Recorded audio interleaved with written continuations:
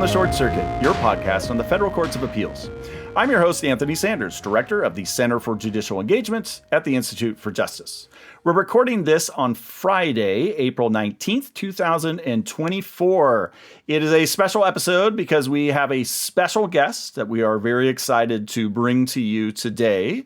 First, though, I'm going to introduce a regular guest who we're very happy to have back, and that's my colleague at the Institute for Justice, Ben Field. So, Ben, welcome back to Short Circuit.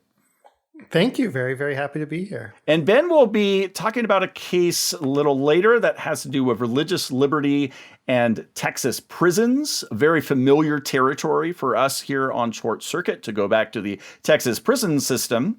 But that'll be a little later. First, I am very excited to introduce our special guest. He is Michel Paradis. He is an attorney at the Curtis firm in New York City. He is also a professor at Columbia Law. He has done all kinds of things. We are only going to scratch the surface of his expertise on today. He has worked for the U.S. Department of Defense on various matters. He's the author of the book, Last Mission to Tokyo. And he's also, I just learned today, an expert and has a degree in artificial intelligence and large language models.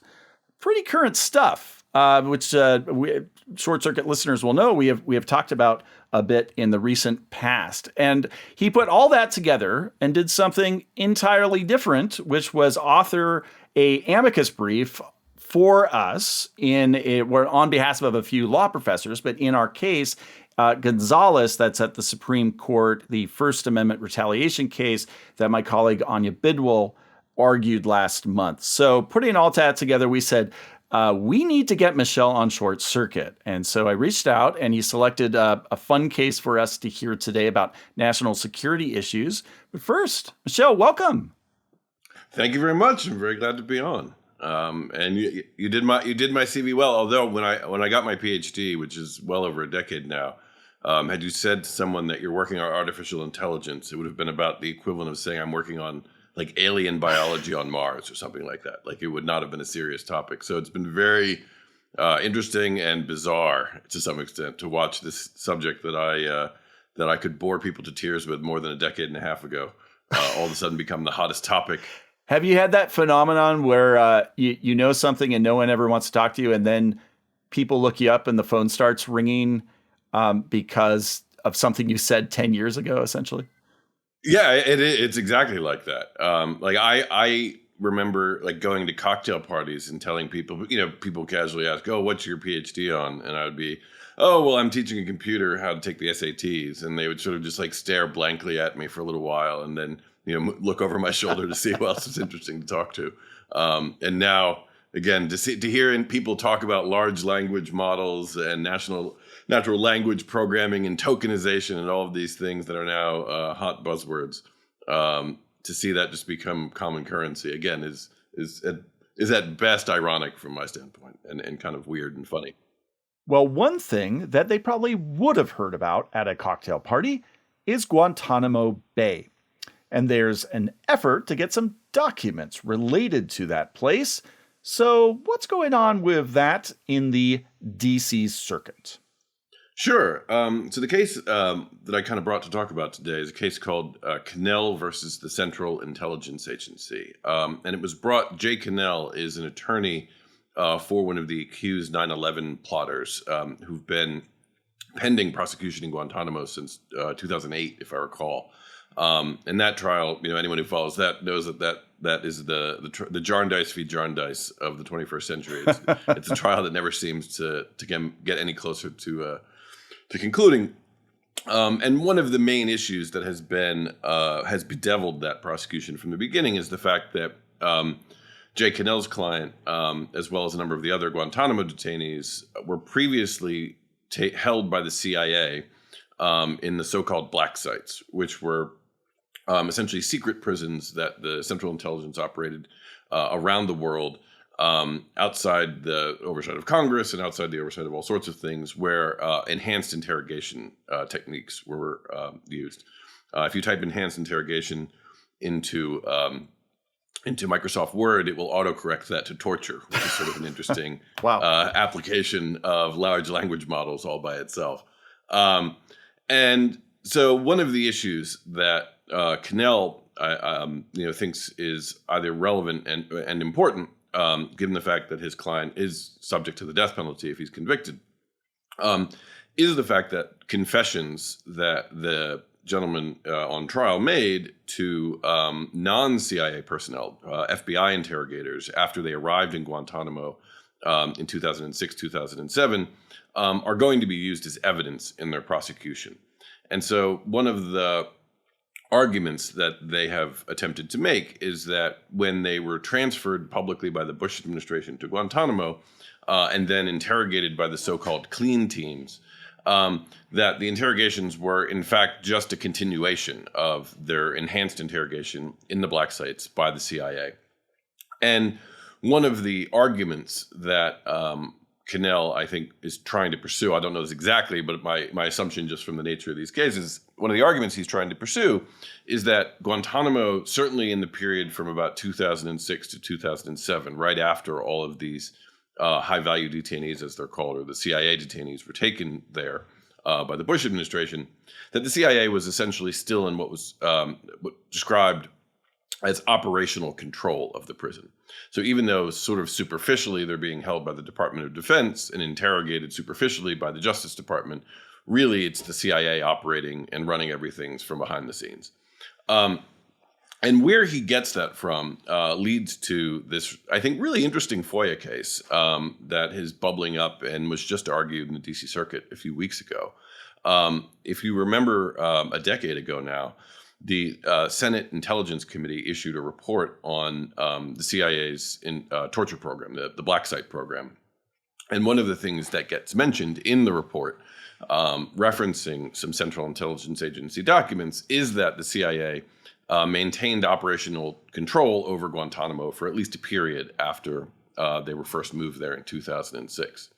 And so Cannell grabbed onto this particular revelation in the Senate Intelligence Committee report and filed a FOIA request with the Central Intelligence Agency saying, can you please turn over all documents that demonstrate or relate to the CIA's quote unquote operational control over Guantanamo. There was a little bit of back and forth, I think, as there was an effort to clarify that request. And ultimately what the CIA did, though, was hand over, I think 2 or 3 documents, or 2 highly redacted documents, and 1 document that was simply identified but not turned over, and then issued what's called a GLOMAR response. I don't quite know how much your listeners are familiar with FOIA litigation, but GLOMAR is the neither confirm nor the deny answer that federal agencies can give when requests for information, typically relating to national security, will implicate national security concerns simply by answering whether or not documents exist. And is that from a case called Glomar? Is it where that comes from? The case's name, I think, is something like Jones or something simple like that. The actual, the name Glomar itself comes from a ship, which is actually a fascinating story all by itself if you want a good yarn, where the Russian Soviets at the time had a submarine that sank in the Pacific Ocean, and in order to and couldn't find it. And so there was this sort of mad dash, this race in the 1960s to try and figure out where this submarine had sunk to. And unbeknownst to the Soviets, the United States had, in fact, identified the location of the submarine and ultimately contracted with, I think, Howard Hughes to send a deep sea exploratory vessel called the Glomar Explorer on what was presented to the world or publicly made to look as if it was like an oil exploration mission, but in reality was essentially a giant barge that had been modified with a crane inside of it to reach down deep into the ocean floor and scoop up this Soviet submarine into the belly of the Glomar Explorer. This sounds like crazier than Hunt for Red October, which is made up. It is crazier than the Hunt for the Red October. Just the fact that Howard Hughes is involved makes it crazier than the Hunt for the Red October.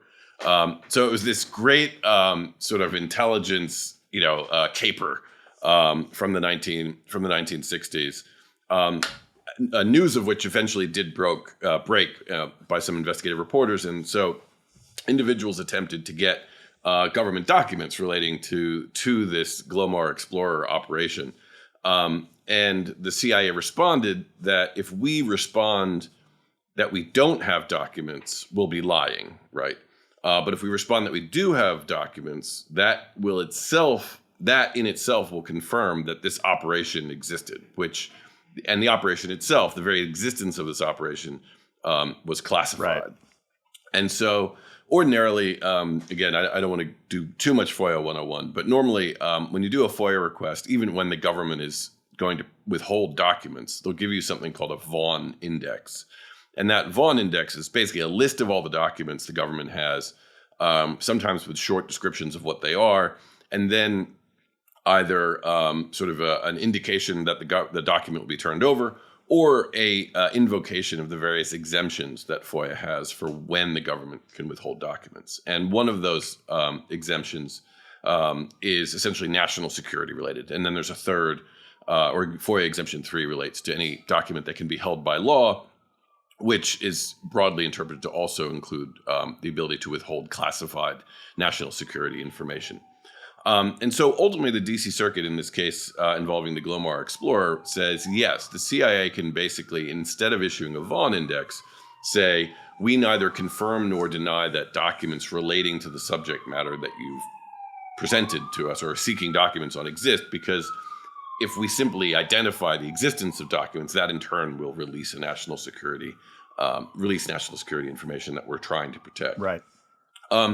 And so Glomar has for obvious reasons been a pretty powerful tool in the government's toolbox when it comes to trying to withhold information, particularly national security related information, from disclosure, because it saves them certainly the time and hassle of having to compile a Vaughan Index, and particularly agencies such as the CIA, who treat basically everything they do as national security matters or national state secrets. It gives them the ability to just say, we neither confirm nor deny that anything you're asking for exists in the first place. And so that it creates sort of maximal secrecy around their operations. There are, however, two exceptions to the Glomar response, where the Glomar response is not genuinely permissible. One is when, in one way or another, the agency has already publicly acknowledged either the program itself or the documents that are to be sought. It's essentially a waiver type of argument.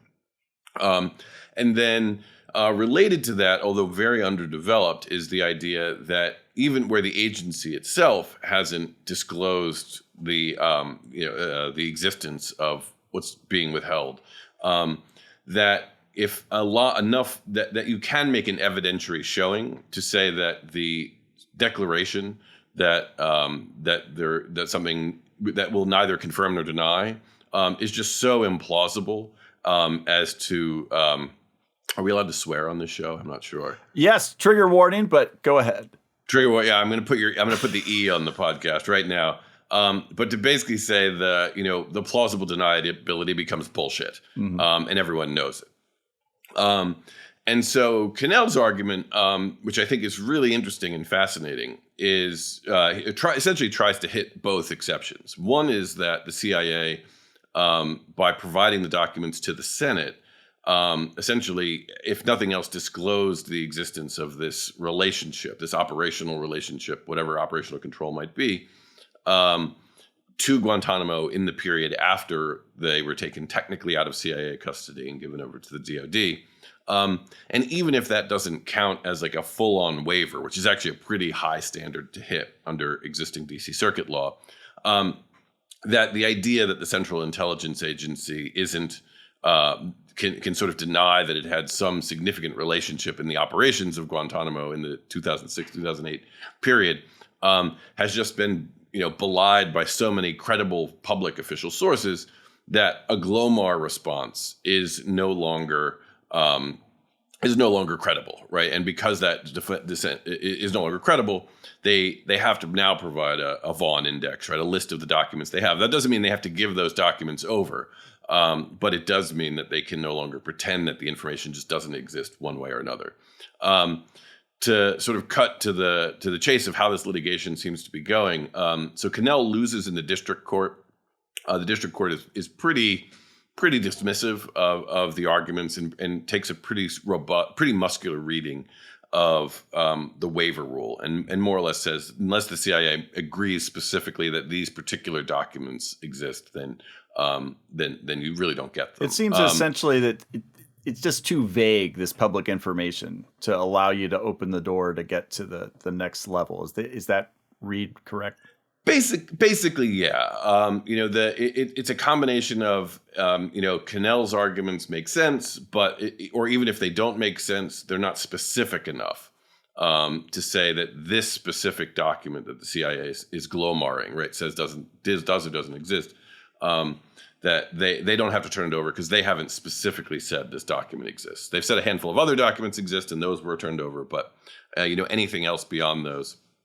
They haven't essentially waived the Glomar privilege, if you want to think about it that way. Right. The district court didn't really address what's called the Flores argument, which is the argument that if that the claim of secrecy has to be plausible before you can defeat a Glomar response by showing that the claim of neither exists or doesn't exist is implausible, right? If it clearly exists.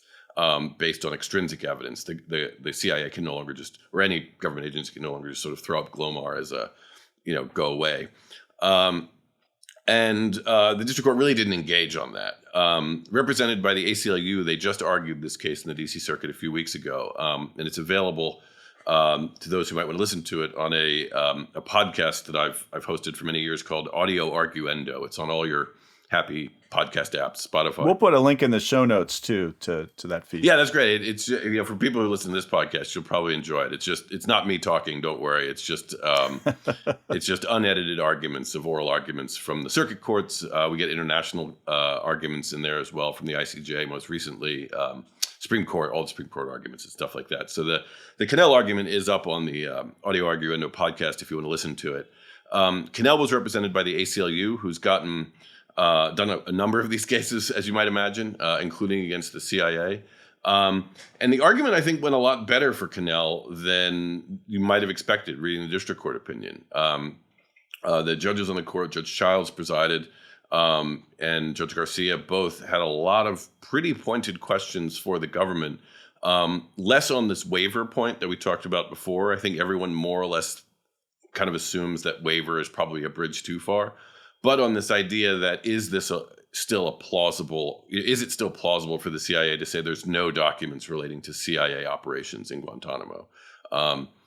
And a big piece of that, and this maybe was the last thing I'll say about it before we kind of discuss it more, a big piece of that was a case the Supreme Court decided a few years ago called Abu Zubaydah, which dealt with another CIA detainee who was held in the black sites and who was attempting to get evidence from a former CIA interrogator. The Supreme Court ultimately upheld an invocation of state secrets privilege, but had a lot of very broad language in that decision that undermined the idea that the CIA gets sort of carte blanche in declaring things completely off limits from judicial inspection. And while not directly a FOIA case, a lot of the issues seem to overlap sufficiently, if nothing else on the facts, to give at least Judge Childs a lot of pause that the CIA might not be able to treat Glomar as quite the blank check that it sometimes seems like it is.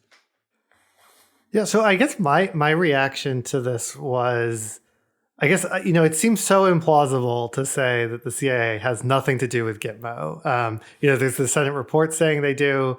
Like, we all know that Guantanamo Bay exists. It's not like a secret explorer ship that, nobody knows whether the CIA is running or not. Guantanamo exists, and the CIA has some relation to it.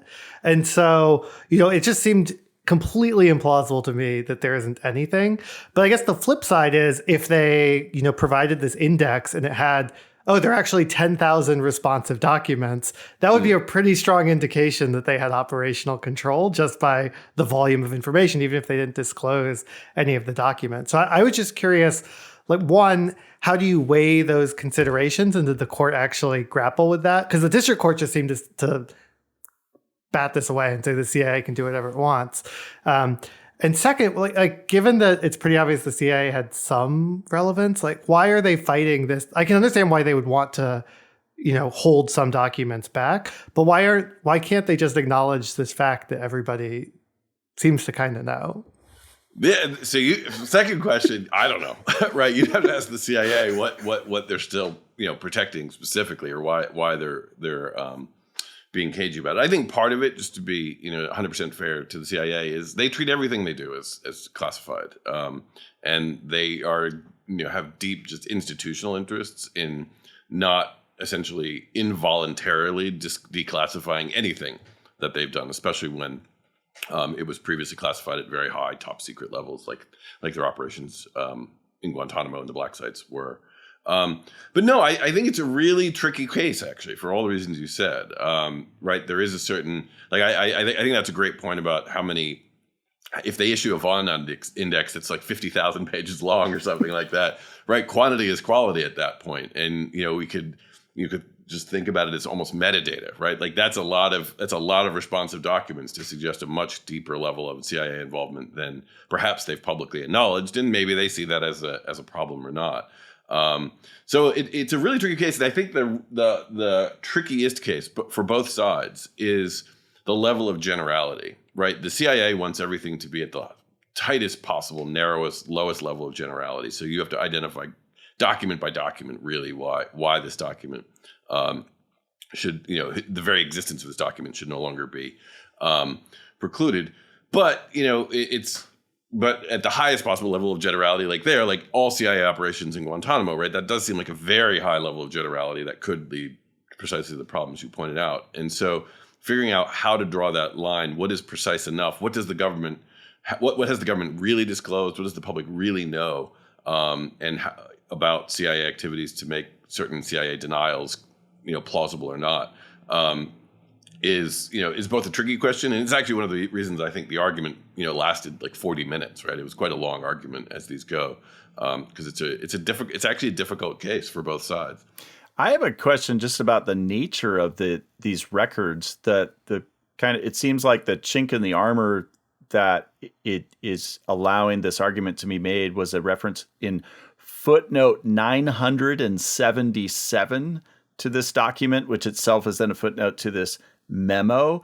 I mean, that sounds like a book, essentially. Footnote 977. Is that just, what are the nature of these documents that they've actually seen, and are they usually, incredibly heavily redacted, and it's some of these footnotes you can tell what's going on, some you can't, or what is generally involved in this kind of FOIA production?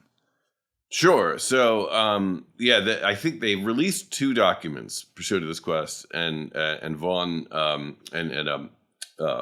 objected to the release of another under a FOIA exemption. One was the itinerary that the CIA's director's travel itinerary for a tour of Guantanamo in December of 2006. So soon after the CIA detainees were delivered there, and that was heavily redacted. And then another was a memorandum of agreement between the CIA and the DoD on the handling of the detainees that were being handed over, also heavily redacted, although sort of selectively redacted to sort of say, DoD is now taking custody, everything else is redacted, and there you go.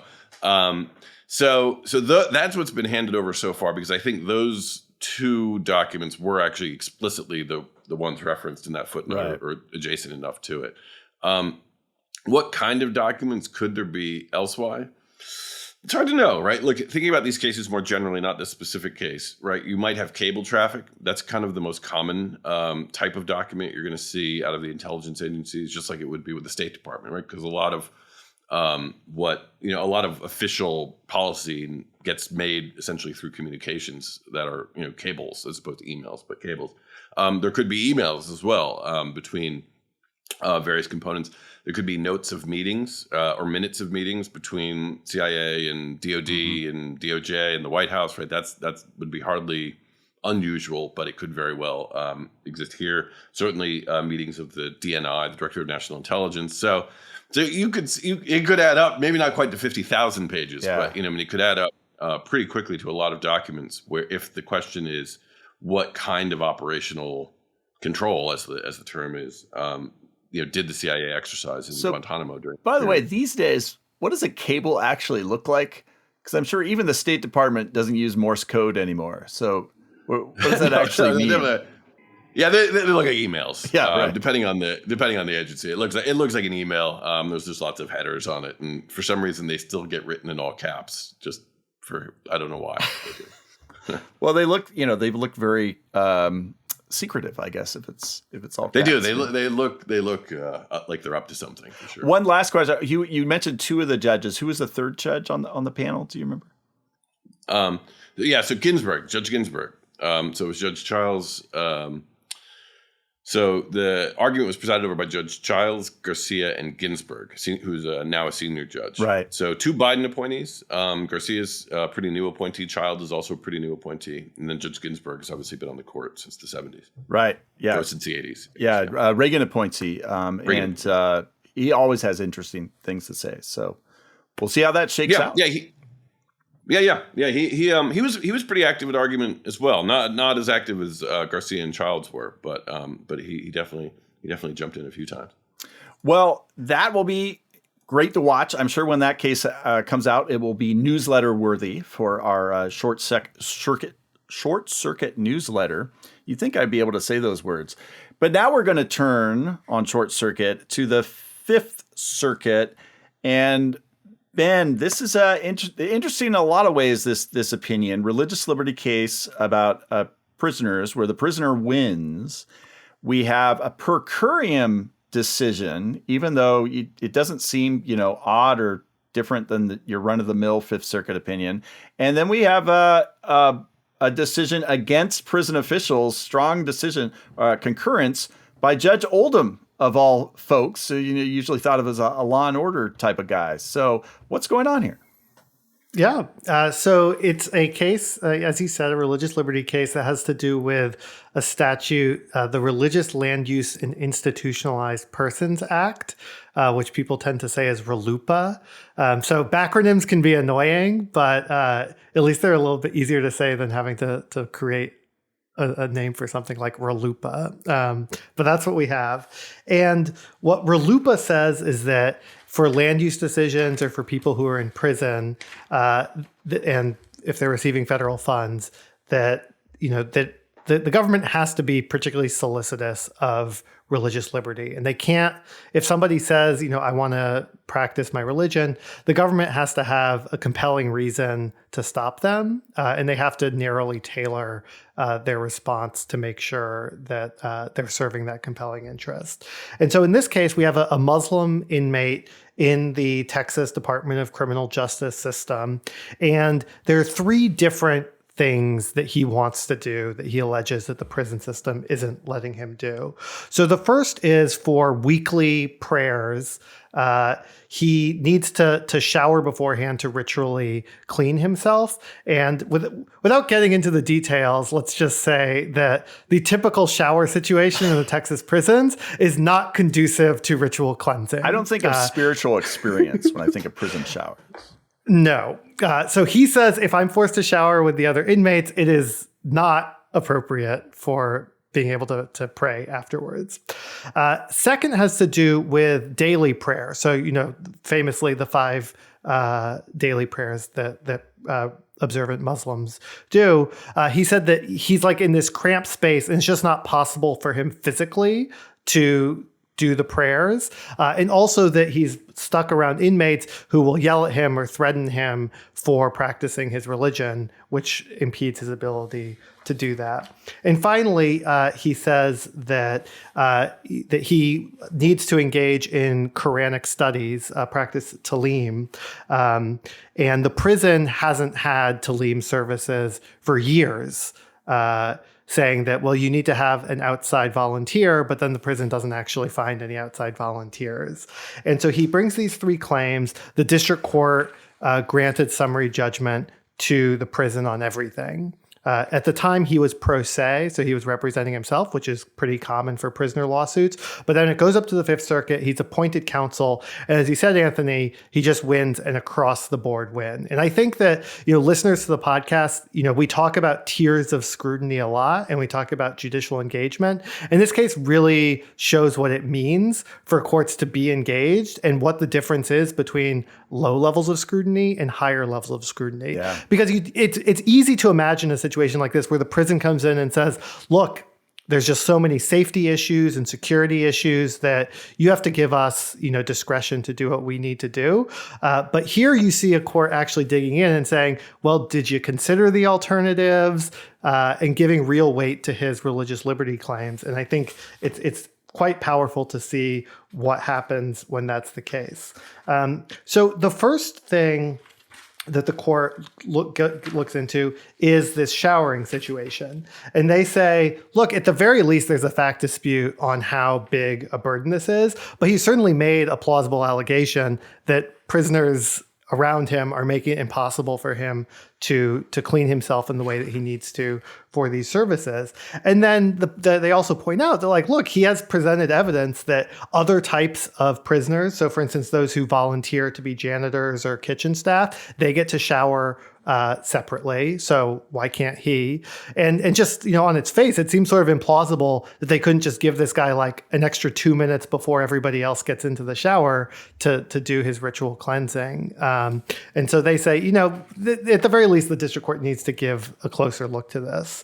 And when it comes to the prayer space, the prison asserts that actually there is enough space, but at the very least, it's a fact dispute. He's got allegations in there explaining in detail why there's just not enough space between beds, that there's not enough space between the bed and the ceiling for him to actually be able to stand and then to kneel and pray as is required.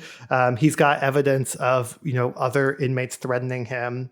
And at the very least, there's a tailoring problem of whether this really is the least restrictive means that the prison has to maintain order. They point out that Orthodox Jewish inmates are given private time in the chapel. So, raises a question why he can't be given that time, why he couldn't simply be assigned to another Muslim roommate so that they'd be able to pray safely together without having a bunch of people threatening them. Those all seem like reasonable questions that the prison should be able to answer before the court just enters judgment for it. And then the last is the access to religious programming. And this is sort of an interesting one because it's a problem of the Fifth Circuit's own making, because there used to be a consent decree in place that required prisons to provide this kind of religious instruction for Muslim inmates. The Fifth Circuit vacated it a few years ago, saying that it was more stringent than the law actually required. And I think the judges probably had the assumption that, the prisons would go back and provide some alternative. But it turns out that in the 3 years since it's been vacated, they just haven't provided this instruction at all. And they haven't tried to find instructors.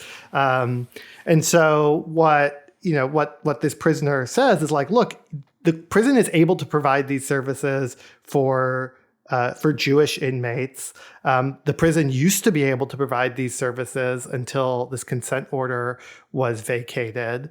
And even if for some reason it's necessary to have these outside volunteers come in to lead the services, well, even if you can't find a volunteer, why can't you, for instance, just get us a DVD with people, giving Quranic instruction? That seems pretty straightforward and pretty easy. And the court said, yeah, those all do seem like less restrictive alternatives than just banning Quranic studies altogether. And so it says, you need to go back and give it another look. And so those claims were under the statutory regime of RLUIPA, but he interestingly also had an establishment clause claim, essentially saying, there's an establishment problem going on here because Christian inmates and Jewish inmates are just categorically treated better. Right. So, he had these examples of Jewish inmates getting the exact same kind of things that he wanted. And so, it raises a question, why is the state favoring practicing other religions. And Texas has a program, it sounds like, to house inmates who want to be in a more religious setting. But at least as this prisoner alleges, it is highly Christian and discriminates against non-Christians and requires profession of Christian belief. And the court says that it's hard to get more establishment-y than you're in prison and the only way to get access to a benefit is to profess a particular religion. So the court also asked them to take another look. But as you said, Anthony, I think the real action in this opinion is Judge Oldham's concurrence. And I think to understand this, you need to know a little bit of history of religious liberty litigation. So before 1990, the free exercise clause was, as we've had a higher level of scrutiny. And so it was kind of inconsistently applied, but there were cases, for instance, like Amish people who didn't want to send their children to state schools were able to make out religious liberty claims against compulsory attendance laws. And it had this higher level of constitutional scrutiny that we often think about with First Amendment rights. But then in 1990, the war on drugs came into conflict with religious liberty. And sadly, as in so many other circumstances, the war on drugs prevailed. The war on peyote. Exactly. So Justice Scalia wrote this now infamous opinion called Employment Division versus Smith, where he essentially said, look, where these Native American religious practitioners used peyote, they got fired, and then they wanted to get unemployment benefits, and the state wouldn't give it to them.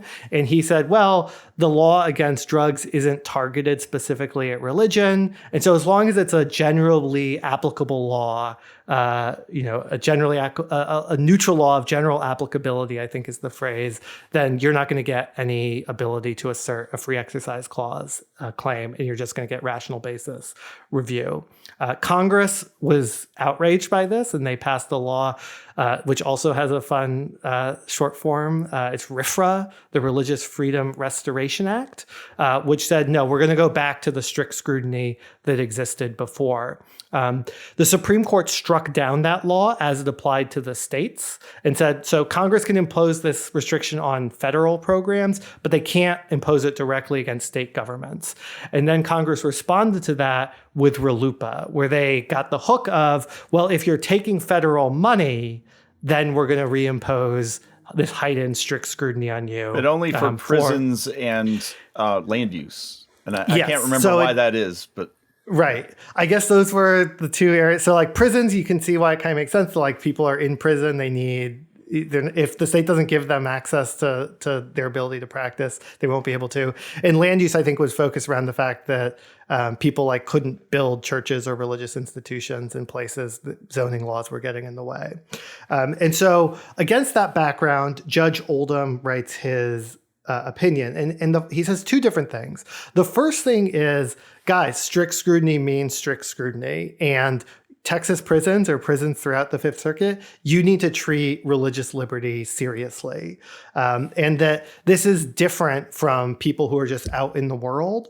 And when it comes to the government doesn't have, for the most part, if you're just a free citizen, the government doesn't have any obligation to go out of its way to make it possible for you to practice your religion. But it's just completely different in prison because everything that a prisoner does is at the whim of the prison. And therefore, for a prisoner to be able to exercise his religious freedom, the prison needs to be actively involved in supporting that. He has some harsh words for the government's lawyers here, where they essentially just said, oh, well, other inmates are harassing this guy. That's not our fault. Or the shower's not working great. But that's we can't make everybody behave in the shower. Or it's not our fault that people aren't volunteering to teach these chronic studies classes, not our problem. And Judge Oldham says these are the prison's problems because Congress required the prison to take affirmative steps to protect the prisoner's religious exercise. And then the second thing he says is that Fifth Circuit law in this area is just a total mess. And it's kind of a function of how the Supreme Court has interpreted RLUIPA. So right after RLUIPA, there was a case called Cutter, where the Supreme Court suggested in what Judge Oldham characterizes as dicta that actually RLUIPA is pretty deferential to prisons. But in the last several years, the Supreme Court has been much stricter. So starting with a case called Holt versus Hobbs in 2015, and then in a case called Ramirez from 2022, the Supreme Court said, no, RLUIPA means strict scrutiny applies. But over the course of those 20 years, there's sort of Fifth Circuit precedent on both sides of that, taking both of those different approaches. And so Judge Oldham says, well, we're doing the right one here. And Supreme Court case law is pretty clear that doing strict scrutiny is what's required. But there's this other line of cases. And this is a particular problem in the prison context because, as we were discussing before, lots of these people are pro se. And so they don't necessarily have the most sophisticated legal argumentation that they can bring to sort of say, okay, the Fifth Circuit used to say this, but the Supreme Court has since intervened, and new, more recent Fifth Circuit precedent is more in line with what I'm saying. Instead, you end up in a situation where the government has the far more competent counsel, and they just cherry pick the old cases that are much more deferential to the government. Plus, it's the Texas Attorney General's office, which is rather notorious for being bulldog litigators. I will. Right, and Judge Oldham is kind enough, I guess, to relegate it to a footnote, but he does point out that the government did exactly that in this case and only cited the pre-Holt versus Hobbs case law rather than, dealing seriously with the more protective cases. And so I think it's both a shot across the bow to the Texas prison system and the Attorney General's office to be more honest with the district courts. And then at the end, he also expressly says, if essentially a threat, if you aren't doing that, we should take this en banc and just make it clear that religious liberty is the rule of the day in Texas prisons. So, Michel, curious your thoughts. Texas prisons aren't quite Guantanamo Bay, but maybe in some ways that they're quite similar. If you have thoughts about weighing the religious liberty and then the interests that the prison has.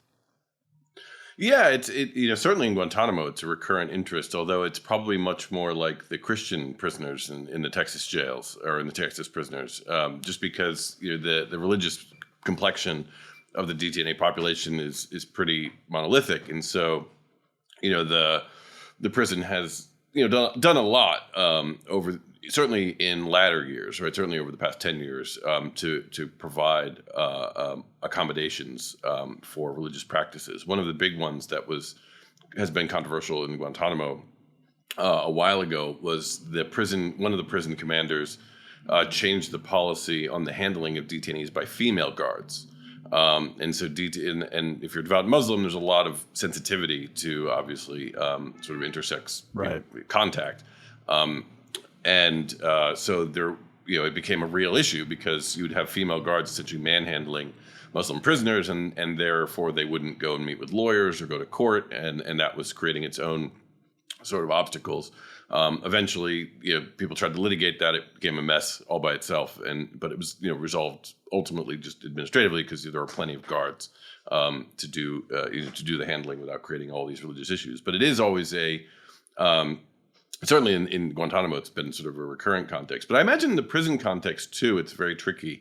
And I'd be interested in your thoughts on it, too, Ben, having spent a lot of time looking at these cases. Because, religious practices can be really quite specific to individuals and quite diverse. And, while I'm not sympathetic in this case in the least to the Texas prison system, there is inevitably going to be a tension between what individuals feel as a matter of sort of religious practice and conscience, is demanded, and what a prison, who's always going to look pretty askance at any request from a prisoner for anything, is going to accommodate. So it's an interesting. There is an interesting.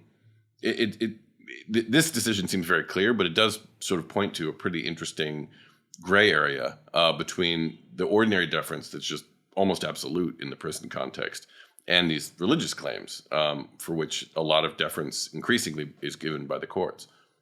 Yeah, and I think that is what motivated Justice Scalia's position in the Smith case, where he was concerned that, every Tom, Dick, and Harry would just come in, say, I want to break the law. I have some, idiosyncratic religious belief. The example that's always brought up is the Aztec who, wants to do human sacrifice, and you're not letting me with these murder laws. Right. Whatever. Right.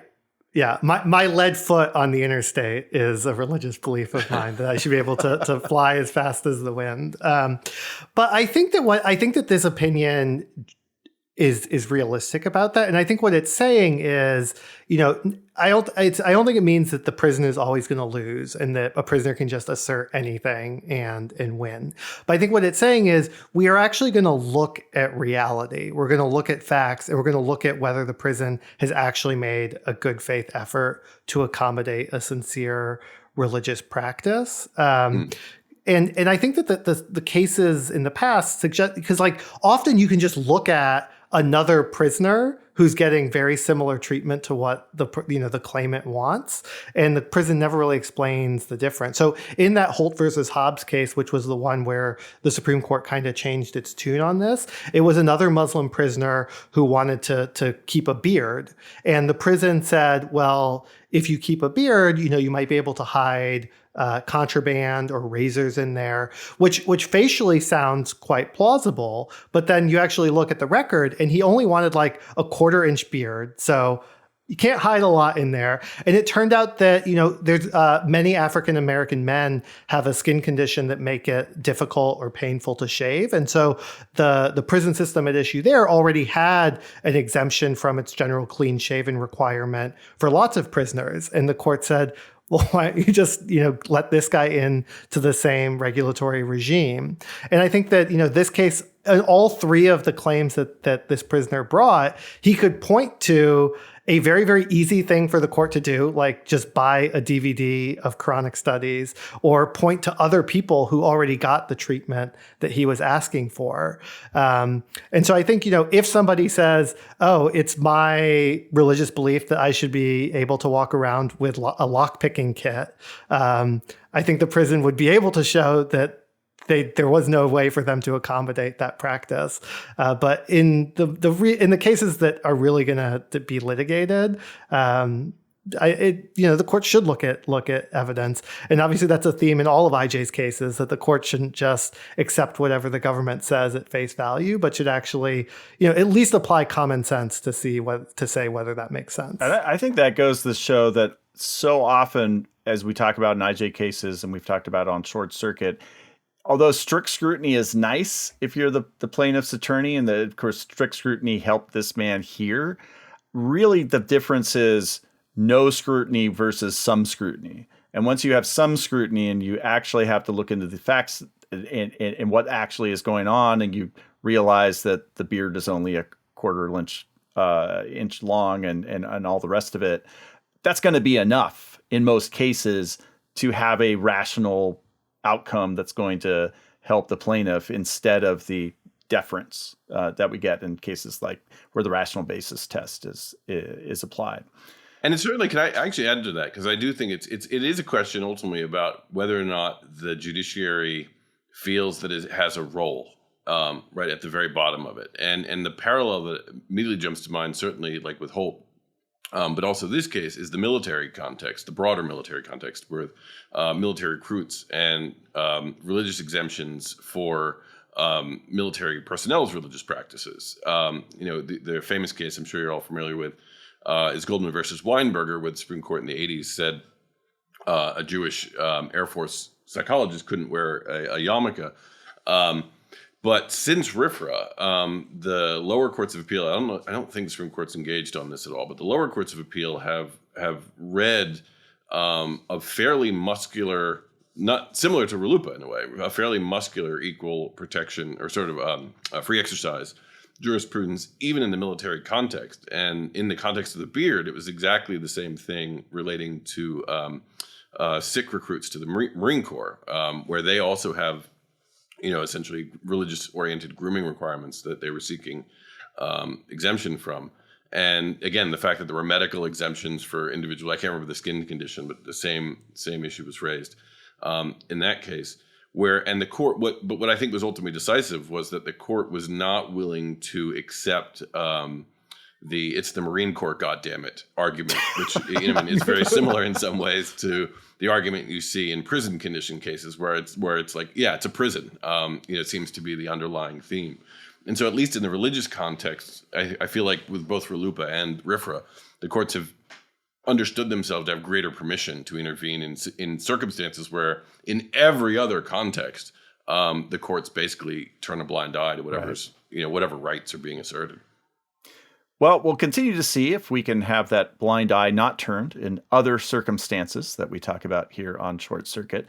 But for now, I'd like to say, Michel, thank you so much. I think we can call this episode maybe a tale of two prisons. And it's like been delightful to talk to you about all of them. Ben, thank you as always. And thank all of you for listening. And we'll be back next week. But in the meantime, I hope that all of you get engaged.